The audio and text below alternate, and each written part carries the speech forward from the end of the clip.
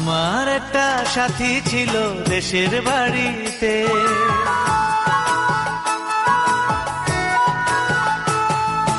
আমার একটা সাথী ছিল দেশের বাড়িতে, মিষ্টি প্রেমের লিখত চিঠি প্রতি মাসেতে।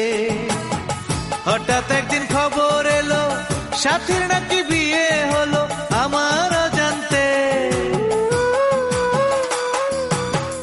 এখন বলো দেশে যাব কার আশাতে, এখন বলো দেশে যাব কার আশাতে।